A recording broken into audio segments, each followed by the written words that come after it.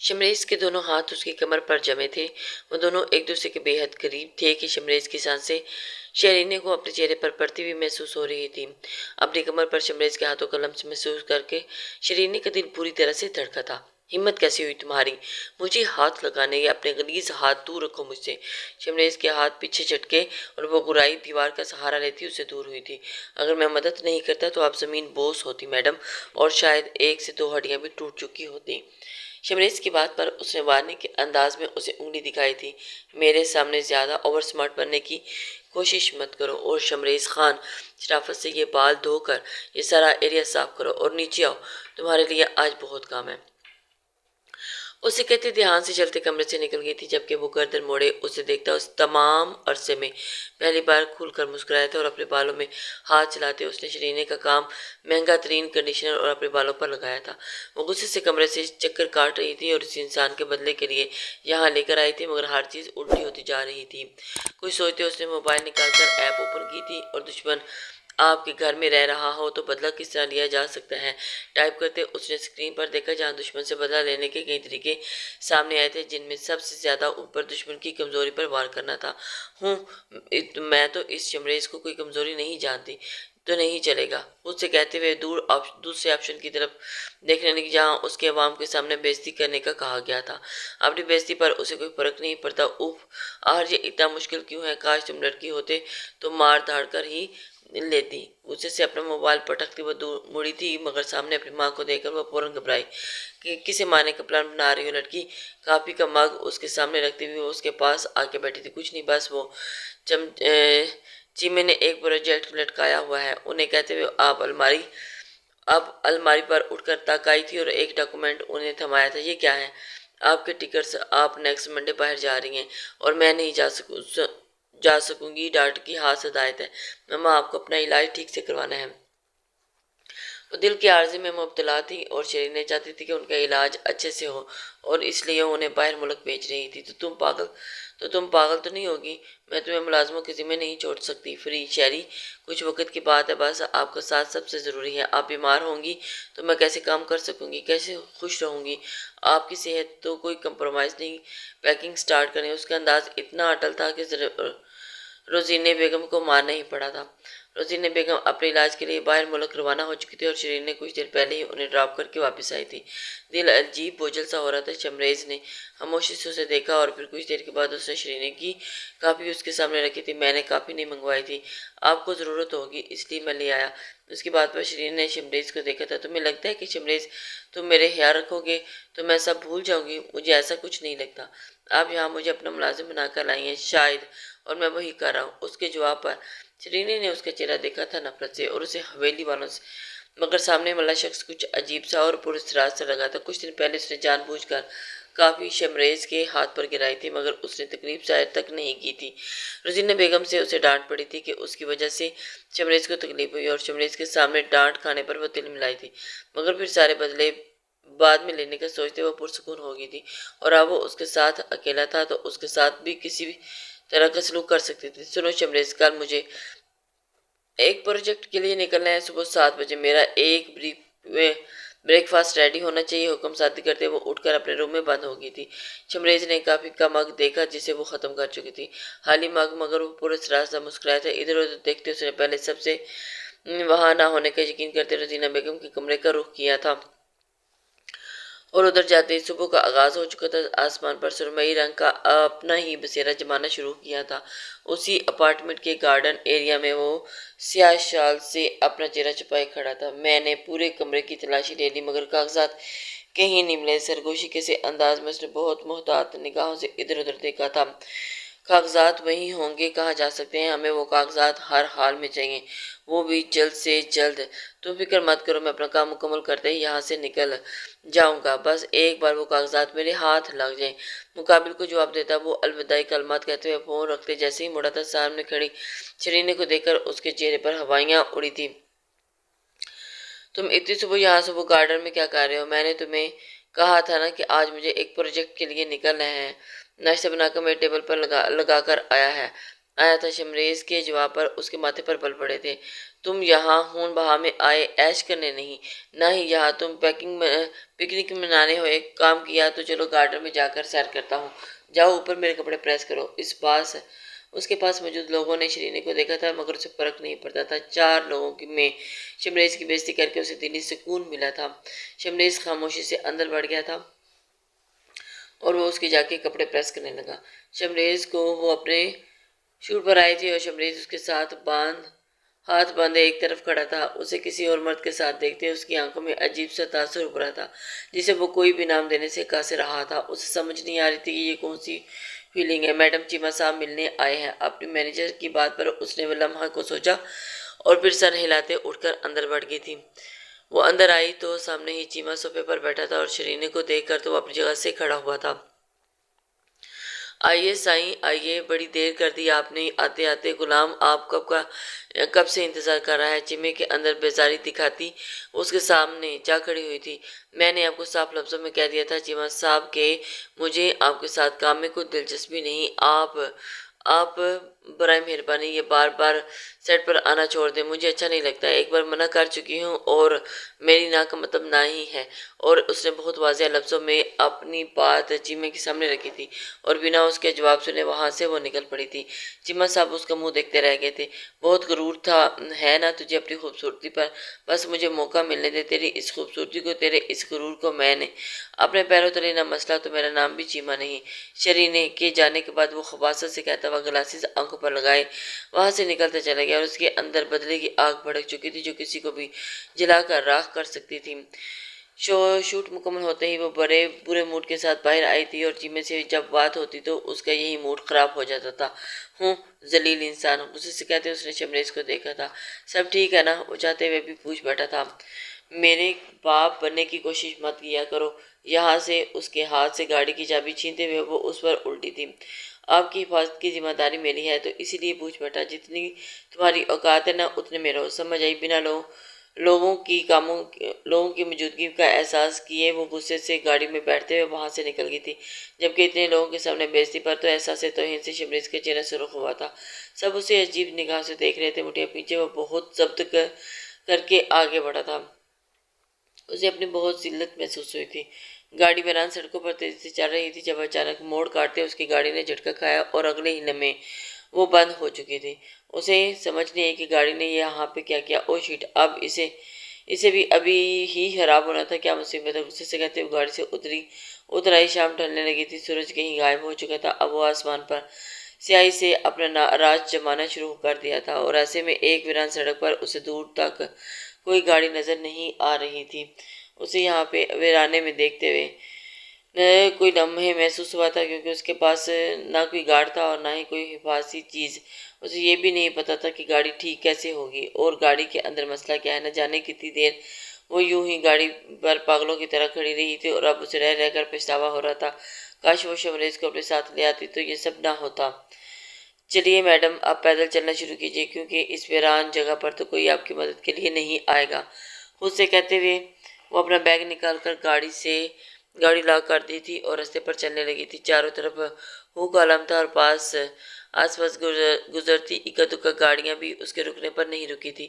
اس نے اپنا چہرہ چھپانے کے لیے منہ پر ماسک لگایا اور فضا میں ہنکی بڑھتی جا رہی تھی جب اچانک یہ گاڑی اس کے پاس آ کر روئی۔ اندر بیٹھے 2 آدمیوں کو دیکھ کر اسے خوف سا محسوس ہوا تھا کیونکہ ان کی نگاہیں اسے اپنے جسم پر آر پر محسوس ہو رہی تھی۔ کوئی مدد چاہیے محترمہ، حباست سے کہتے ہوئے ان دونوں نے ایک دوسرے کو دیکھا تھا اور پھر اسے نہیں بہت شکریہ انہیں جواب دیتے وہ تیز تیز چلنے لگی تھی۔ ہیٹ کی وجہ سے وہ روڈ پر بار بار اس کا پیر مڑ رہا تھا مگر وہ چلتی جا رہی تھی کیونکہ وہ گاڑی مسلسل اس کے پیچھے ہی آ رہی تھی۔ اسے خود پر غصہ آ رہا تھا۔ تیز سے چلتے اچانک اس کا پیر بری طرح سے مڑا اور زمین پر گری اور گرنے سے ہتھیلیاں چھل گئی تھی۔ موقع دیکھتے ہی وہ گاڑی والا گاڑی سے اترتے اس کے پاس آیا اور اس کے پاس آتے ہی شراب کی بدبو شرینے کو اپنے حواس سے جھنجھوڑتی ہوئی محسوس ہوئی تھی۔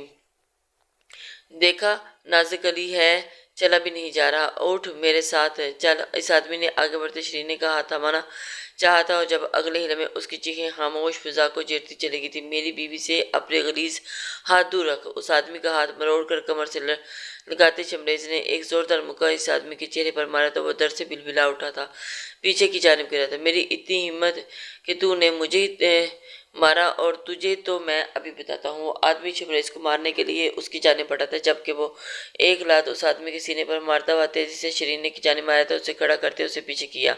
اس آدمی کے روڈ پر گرتے ہی دوسرا آدمی گاڑی سے اترتا تیزی سے شمریز کی جانب بڑھا تھا۔ وہ دونوں ہی آدمی شمریز پر حملہ کر رہے تھے، مگر شمریز اپنی پوری جان لگا کر ان دونوں سے مقابلہ کر رہا تھا۔ شیرینے ایک طرف خوفزدہ سی کھڑی تھی اور اس کی آنکھوں میں خوف کے ہلکورے لے رہے تھے اور اس کی جان نکلی جا رہی تھی۔ اسے اس کی طرف دیکھتے ہوئے اس آدمی نے چاقو نکالا تو صحیح معنوں میں شیرینے کی جان نکلی تھی اس سے۔ اسے اس بات کا اندازہ ہی نہیں تھا۔ پہلے وہ شمریز کو وارن کرتی کہ وہ آدمی شمریز پر وار کر گیا اور شمریز وہ چلائی۔ اس کے چلانے پر شمریز الرٹ ہوتا ان کا مقابلہ کرتے اپنا ہاتھ زخمی کر بیٹھا تھا۔ شمریز کے مارنے پر وہ آدمی بمشکل اپنی جان بچاتے تیزی سے گاڑی میں بیٹھتے وہاں سے فرار ہوئے تھے، جبکہ شیرینے اس کا تو پورا وجود ہی لرز رہا تھا۔ شمریز خاموشی سے اس کے پاس آیا اور اس کے ہاتھ میں موجود شال اس کے گرد ڈالی تھی اور اسے اپنے ساتھ لے کر آگے کی طرف بڑھا تھا۔ گھر چلے میڈم، اپنے بازوں کو گھیرے میں لیے وہ اسے آگے بڑھا تو شیرینے نے سر اٹھایا۔ اسے پہلی بار دیکھا کوئی اس کے لیے لڑا تھا، پہلی بار کسی کے ساتھ اسے تحفظ کا احساس ہوا تھا، پہلی بار کسی کے لیے اس کا دل دھڑکا تھا۔ وہ اپنی دلی کیفیت انجان اسے دیکھی جا رہی تھی جو اسے گاڑی میں بٹھاتے خود ڈرائیونگ سیٹ پر سنبھال چکا تھا۔ تمہارا زخم اس کے ہاتھ پر نظر پڑتے ہی وہ گھبرائی تھی۔ میں ٹھیک ہوں، آپ فکر نہ کریں۔ فکر نہیں کر رہی ہوں، مگر تمہیں ہرٹ کرنے کا حق میرا ہے۔ غصے سے کہتے ہوئے وہ گلے میں سکارف اتار کر اس کے ہاتھ پر باندھنے لگی تھی۔ شمریز نے اسے دیکھا اور خاموشی سے اور پھر اس کی گرفت سے ہاتھ کھینچتے ہوئے وہ گاڑی سٹارٹ کر چکا تھا۔ وہ اپارٹمنٹ میں داخل ہوتے تو شیرین نے بنا سوچے اس کا ہاتھ تھامے اندر بڑھی تھی۔ شمریز نے اسے دیکھا تھا۔ بیٹھو ادھر۔ اسے بیڈ پر بٹھاتے وہ الماری سے فرسٹ ایڈ باکس نکال کر اس کے سامنے آ بیٹھی تھی۔ ہاتھ دو ادھر۔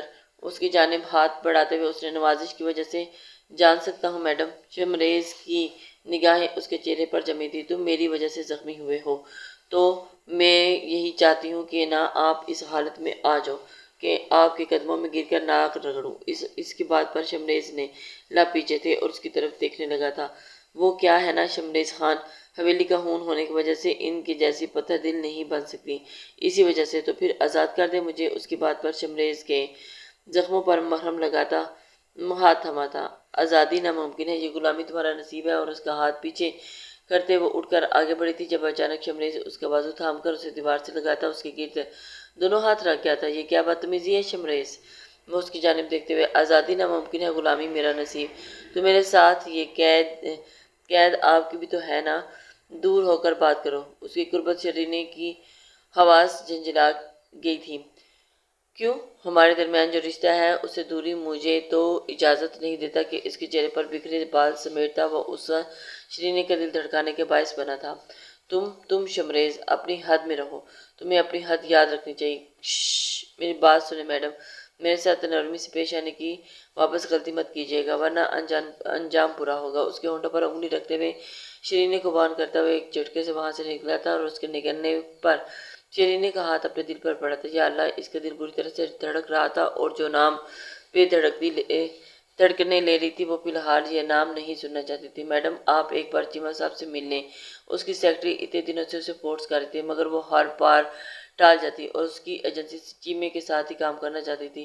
وہ ایک فلم میں شیرینے کو سائن کرنا چاہتا تھا، وہ بار بار منع کر چکی تھی مگر اس کی ایجنسی بازی تھی۔ نہ چاہتے ہوئے بھی حکم مانتے وہ آج چیمے سے ملنے آئی تھی مگر اس کی حالت دیکھ کر تو وہ اسے یہاں آنے پر پچھتائی اور شراب کے نشے میں تھے۔ مجھے تمہارے ساتھ کام میں کوئی کام نہیں کرنا، بار بار تنگ کرنا بند کرو، اسے کہتے وہ مڑی تھی جب اس کا ہاتھ چیمے کی گرفت میں آیا اور اس نے ایک جھٹکے سے اپنا ہاتھ اس کی گرفت سے چھڑاتے قدم پیچھے لیے تھے مگر وہ اسے مسلسل اب اس کی جانب کھینچ رہا تھا۔ اچانک ہی اس نے شیرینے کا پرس کھینچ لیا اور پھر دروازے کی جانب اس نے اشارہ کیا۔ تیری گاڑی کی چابی اس کمرے کی چابی غائب ہے۔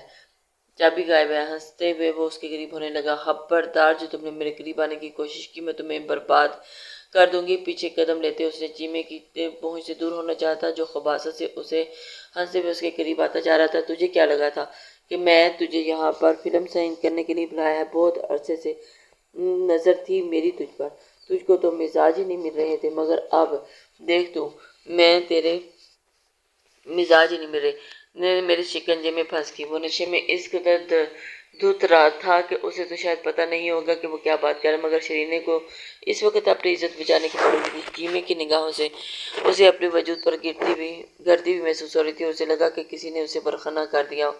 دیکھو تم نشے میں ہو، ہم بعد میں بات کریں گے، ابھی مجھے جانے دو۔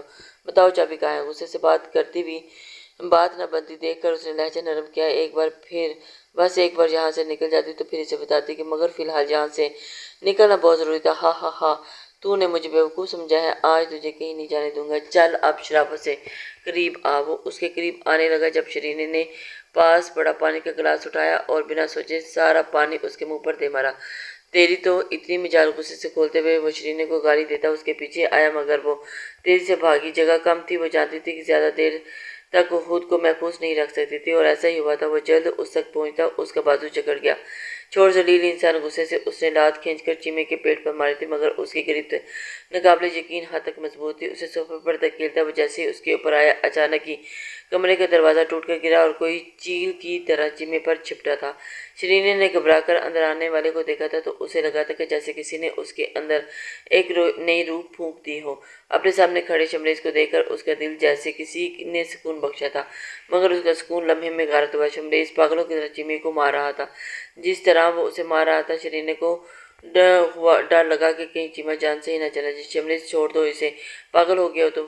Shut up, just shut up! میرے آگے اتنی زبان چلتی تھی تو اس آدمی کے سامنے کیا ہوا؟ ہاں، وہ چیمے کو مارتے اس پر ڈرا تھا۔ اس وقت اتنے شدید غصے میں تھا کہ شرینے خوف سے پیچھے ہٹی تھی۔ وہ پہلی بار ایسے دیکھ رہی تھی کہ اس کا یہ روپ شرینے کے اوسان خطا کر گیا تھا۔ گاڑی جیسے ہی اپارٹمنٹ کی بلڈنگ میں داخل ہوئی، شمریز جو کب سے خاموش تھا گاڑی سے اترتا اچانک ہی شرینے کو کندھے پر ڈالتا ہوا آگے بڑھا تھا۔ یہ کیا بدتمیزی ہے؟ مجھے نیچے اتارو شمریز! وہ اس کی کمر پر ہاتھ مارتے چلائی تھی۔ وہ بنا اس کی سنے کمرے میں داخل ہوتے پیر کی مدد سے دروازہ لاک کرتا ہوا اسے بیڈ پر پھینکتے اس پر حاوی ہوا تھا۔ شرینے کی آنکھیں حیرت میں پھیلی تھی۔ کیا ہوا شوہر؟ کیا ہوا؟ کیوں شوہر ہوں میں، اختیار رکھتا ہوں۔ یہ خوف کیسا؟ اس کی آنکھوں میں اس کے بالوں کو نرمی سے مٹھی میں جکڑتے اسے شرینے کا چہرہ اپنے چہرے کے قریب کیا تھا، جو اس کے قریب یوں آنے پر سانس تک روک گئی تھی۔ جواب دو شوہر، یا بس خون بہا میں نکاح نہیں ہوتے شرینے بی بی، مذاق نہیں ہوتا، زندگی برباد ہو جاتی ہے۔ اور اس کی بات پر شرینے نے غصے سے اسے دیکھا تھا کہ کوپرار کی ساری راہیں بند ہو گئی تھی اور اس پر حاوی تھا۔ میری ماں کی زندگی برباد ہوئی تھی، مگر تم؟ میں تو کرنا چاہتا ہوں اپنی زندگی برباد، مار دو مجھے۔ شمریز نے اچانک اس کا ہاتھ اپنے گلے پر رکھا تھا تو وہ بری طرح سے گھبرائی تھی۔ یہ کیا کر رہے ہو شمریز تم؟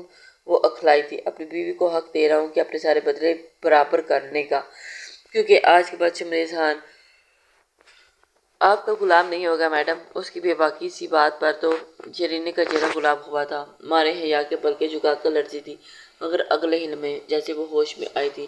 یہاں سے جاؤ شمریز! کیوں؟ کیا ہوا؟ بدلہ نہیں لینا؟ اس کے چہرے پر پھونک مارتے ہوئے وہ اس کے چہرے پر جھکا تھا اور پھر ٹوٹتا چلا گیا تھا۔ شرینے نے سختی سے آنکھیں پیچھے تھی اور پسو ہیز لمحات، دھڑکنوں کا شور اور گھڑی کی ٹک ٹک ٹک لمحہ تھم گیا تھا اور وہ دونوں اس لمحے میں قید رہ گئے تھے۔ دھڑکنوں کا شور، سانسوں کا تلاطم اور ماحول پر چھایا پسو ہیز فون کی رنگ ٹون سے ٹوٹا تھا اور شرینے نے گھبراتے شمریز کو منہ سے دور دھکیلا تھا۔ جاؤ یہاں سے! بکھرے تنفس کے ساتھ اس نے رخ موڑا تھا۔ شمریز نے بہت ضبط سے اسے دیکھا تھا اور پھر خاموشی سے کمرے سے نکلتا چلا گیا۔ نہیں، یہ ٹھیک نہیں ہے، میں ایک دشمن کو دل میں نہیں بسا سکتی، کبھی نہیں۔ تمہیں واپس جانا ہوگا، مجھے تم سے کوئی بدلہ نہیں لینا شمریز۔ اس سے کہتے اس نے ایک فیصلہ لیا تھا اور اٹل فیصلہ تھا۔ وہ معمول کے مطابق اپنا کام کرنے میں مصروف تھی اور اس دن کے بعد شرینے اس سے دور تھی۔ وہ چاہ کر بھی اس کے دل کا حال نہیں جان سکا تھا اور اس کے یہاں آنے کا مقصد بھی پورا ہو گیا تھا، مگر سوچوں سے اس شرینے کی ہیل کی آواز سے نکالا تھا۔ مجھے تم سے بات کرنی ہے شمریز! اس سے کہتے وہ اندر تک آئی تھی۔ وہ شمریز خاموشی سے اس کی پیروی کرتے ہوئے صوفے کے پاس آ رکا تھا۔ شرینے کے ٹیبل پر ٹکٹ پھینکی۔ کل صبح کی ٹرین کی ٹکٹ ہے، تم واپس جا رہے ہو؟ اور اس کی بات پر تو وہ بری طرح سے چونکا تھا۔ کیا کہہ رہی؟ کیا مطلب اس بات کا؟ وہ حیران ہوئی تھی۔ ہاں بس مطلب صاف ہے، میں غلطی پر تھی، مجھے وہ فیصلہ نہیں کرنا چاہیے تھا، مگر اب مجھے سمجھ آ گیا کہ میں اپنا پنچایت میں فیصلہ واپس لیتی ہوں۔ آج کے بعد ہمارا کوئی تعلق نہیں۔ وہ اپنا فیصلہ سنا چکی تھی اور شمریز کے چہرے پر پر اسرار سے مسکراہٹ تھی۔ خاموشی سے ٹکٹ اٹھاتا اندر بڑھ گیا تھا۔ وہ اگلی صبح جانے سے پہلے اس کے پاس آیا تو شرینے کا دل چاہا کہ اسے روک لے، مگر دل پتھر پر کرنا لازم تھا۔ آپ لائی تھی یہاں مجھے اور اب آپ کی مرضی کے مطابق جا رہا ہوں۔ آپ کا حق مجھ پر ختم ہوا، جانتی ہوں۔ مجھے کب کیوں بتا رہے ہو؟ وہ الجھی، سوال کا جواب جلد دوں گا، اسے کہتے وہ رکا نہیں تھا۔ شرینے کو لگا کہ اس کے جانے سے زندگی کے سب سے اہم حصہ چلا گیا ہو۔ وہ جا چکا تھا، زندگی معمول پر آ گئی تھی اور اسی انسان کے ساتھ گزرے 3 مہینے سے اسے انجانا سا درد دل دے رہا تھا، مگر وہ پرانی یادوں کو بھول جانا چاہتی تھی۔ روزینہ بیگم واپس آئی تو انہیں بہت بدلی بدلی سی لگی تھی۔ میں ٹھیک ہوں ماما، ہر بار وہ انہیں اپنے لفظوں سے تسلی دیتی تھی، مگر وہ ٹھیک نہیں تھی۔ دل انجانے خوف میں مبتلا تھا۔ یہ اس کا خوف کچھ ایسا غلط بھی نہیں تھا، اس کا آف ڈے تھا۔ ملازموں کو چھٹی دیتے وہ روزینہ بیگم کو کوالٹی ٹائم گزار رہی تھی جب ڈور بیل کی آواز پر شرینی خود دروازہ تک آئی تھی، مگر سامنے موجود شخص کو دیکھ کر اس کے چہرے کا رنگ تبدیل ہوا۔ سامنے ہی سفید کلف لگے کاٹن کے سوٹ پر شال لیے وہ شمریز خان تھا۔ وہ لمحے کو اسے پہچان نہیں سکی تھی۔ تم راستے دیجیے مسز شرینی، اسے کہتے ہوئے وہ اندر آیا تو سامنے موجود روزینہ بیگم نے حیرت سے اسے بدلا ہوا روپ دیکھا تھا۔ شمریز جی، شمریز، تنویر خان پھوپھو جان۔ اسے اپنی تعارف سے وہ اس پر پہاڑ گرا گیا تھا۔ اس کی جانب سے اپنی امانت لینے آنا چاہتا تھا، مگر پھر آپ کا کچھ ہمارے پاس تھا وہ بھی آپ کو دینا تھا، کہتے ساتھ ہی اس نے ایک بریف کیس ان کے سامنے رکھا تھا جسے دیکھ کر روزینہ بیگم کی آنکھیں نم ہوئی تھی۔ یہ کیسے؟ وہ حیران تھی جبکہ وہ مسکرایا تھا۔ یہ کھیل اس کا تھا اور اسی کو ہی ختم بھی کرنا تھا۔ اس کی سوچیں 4 مہینے پہلے اس دن کی جانب گئی تھی جہاں سے یہ شروع ہوا تھا، اور اس کی بات سننے کے لیے وہ ایک دم سے بڑی غور سے اس کی سن رہے تھے۔ تمہارا دماغ خراب ہو گیا شمریز، تم اس لیے بدلہ لینے کے لیے گئے تھے؟ اور تنویر خان اس کے مطالبے پر اپنی جگہ سے اٹھے۔ آپ کو ایسا لگتا ہے کہ مجھے نہیں؟ آپ کو کیا لگتا ہے بچپن کے نکاح میں یوں ہی جانے دوں گا؟ قسمت نے مجھے موقع دیا اور میں نے وہ موقع اپنے حق سے استعمال کیا۔ اب آپ پھوپھو کا حق انہیں دے رہے ہیں۔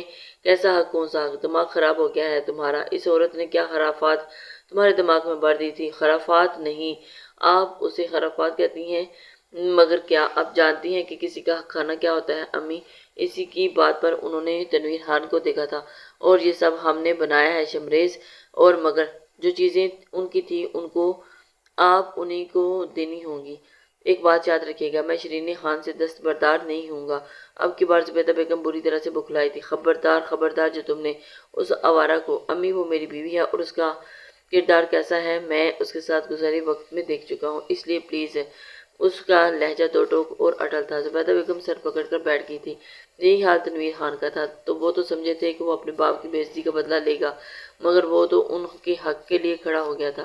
میں سب دیکھتا اور سمجھتا آیا ہوں بابا، آپ نے اپنی ماں کی وجہ سے کیا تھا یہ سب کچھ، مگر اب جن لوگوں نے یہ کہانی شروع کی تھی وہ اس دنیا میں نہیں، تو نفرت کا حیل ختم کریں، آگے بڑی یہ نہ ہو کہ کل آپ بھی مجھے اس دشمنی کے چکر میں کھو دیں۔ اس کی بات پر تنویر خان نے خاموشی سے اسے دیکھا تھا۔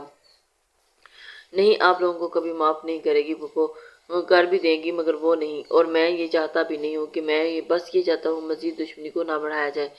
تو یہ پھر ایک یک طرفہ چیز ہوئی شمریز، کیا تمہارے نزدیک بات کی کوئی عزت نہیں؟ آپ کی عزت کرتا ہوں اس لیے یہ سب کچھ کر رہا ہوں، اور کل کو کورٹ چلی گئی تو آپ کے ہاتھ رسوائی کے سوا کچھ نہیں آئے گا، گاؤں میں الگ آپ کا نام خراب ہوگا۔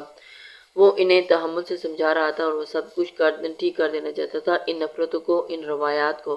وہ جانتا تھا کہ اپنے باپ کو کیسے ہینڈل کرنا ہوگا، اسے وقت لگا تھا تو اس نے کر لیا تھا، اب وہ ان کے سامنے تھا۔ میں یہ نہیں لے سکتی شمریز، انہوں نے زمین اور جائیداد کے کاغذات واپس اس کے حوالے کیے تھے اور وہ ان کا حصہ لے کر یہاں پر آیا تھا۔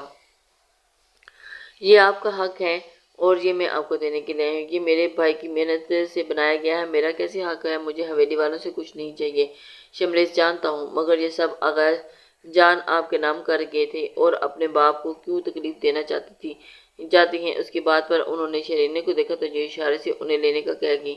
تم کس امانت کی بات کر رہے تھے شمریز؟ کاغذات لیتے انہیں اچانک یاد آیا۔ شمریز نے مانی ہیس نگاہوں سے اسے دیکھنا، نگاہوں کے تصادم پر شرینی کا سر نفی میں ہلا تھا۔ شرینی سے شادی کرنا چاہتا ہوں، اس کی بات پر روزینہ بیگم نے اسے دیکھا تھا۔ کیا وہ تمہارے نکاح میں نہیں ہے شمریز؟ اس کے چونکنے کی باری اب دونوں کی تھی۔ شروع سے پتا تھا مجھے، اور کیوں یہ سب شرینی نے کیا ہے تو اب اس رشتے کا انجام کیا ہونا چاہیے یہ بھی اسی کو زیادہ بہتر پتا ہوگا۔ کیوں شرینی؟ उनकी बात पर शरीने का सर मारे शर्म के झुक गया था और उसने हमेशा अपनी माँ को सबसे अहम रखा था, मगर जिंदगी के इतने बड़े फैसले पर वो उन्हें शामिल तक नहीं कर सकी थी। उससे गुस्सा होते वो उठ कर बालकोनी में आ गई थी। शमरेज उसके पीछे आया था। मैंने तुम्हें जाने के लिए कहा था, तुम क्यों वापस आए हो? उसके आने पर वो तड़प कर उसकी जानिब मुड़ी थी। शमरेज ने अचानक ही उसे अपनी जानिब खींचते उसे करीब किया था। शोहर से बात करने की बिल्कुल तमीज नहीं ना मैडम साहबा। उसके बदले अंदाज पर शरीने की आंखें फैली थी। शमरेज तुम अपनी हद में रहो। ओह, शोहर से ऐसी बदतमीजी बात नहीं करते। ज़ारा जान वान कहकर पुकारें। उसके कान के करीब झुकता हुआ वो अचानक ही उसके कनपट्टी पर लब रख गया था। शरीने को अपना हाथ हथेली में धड़कता हुआ महसूस हुआ था। ये बदतमीजी तुम कर रहे हो मुझे इस रिश्ते को। आप ये रिश्ता कबूल कर चुकी हैं मिसेस शमरेज। और उसके चेहरे पर आई हुई लटों को पीछे करते वो दिल फरेब अंदाज में मुस्कुराया था। तुम्हें लगता है कि मैं तुम्हारे साथ गाँव जाऊंगी? हरगिज नहीं। मैं नहीं चाहता कि आप गाँव आए। मैं नहीं चाहता। मैं यहाँ सेटल होने वाला हूँ। और उसकी बात पर शरीने के मारे हैरत फैली थी। मैं शमरेज वो उससे दूर रहना चाहती थी, मगर मुकाबिल की चमकती और निगाहें उसे मजीद अपने करीब उस शख्स के करीब कर गई थी। एक नई शुरुआत करते हैं ना, जहाँ माजी की कोई बात नहीं होगी। मैं तुम्हें गाँव जाने के लिए फोर्स करूँगा, ना तुम्हें किसी को माफ़ करने के लिए कहूँगा। और ऐसा तुम क्यों करोगे? क्योंकि मैं मैडम शरीने का डाई हार्ट फैन हूँ और उनका कोई प्रोग्राम मैंने मिस नहीं किया। उसकी बात पर शरीने को हैरत हुई थी। मगर ये मैं सब कुछ छोड़ना चाहती हूँ। मैं सपोर्ट करने के लिए तैयार हूँ। जो करना चाहती हैं हुक्म करें। और तुम ऐसा क्यों कर रहे हो? क्योंकि मैं तुमसे मोहब्बत करता हूँ। इजहार इतना अचानक था कि शरीने उस पर निगाहें नहीं हटा सकी थी। क्या हुआ? अच्छा लग रहा हूँ मैं? क्या हूँ?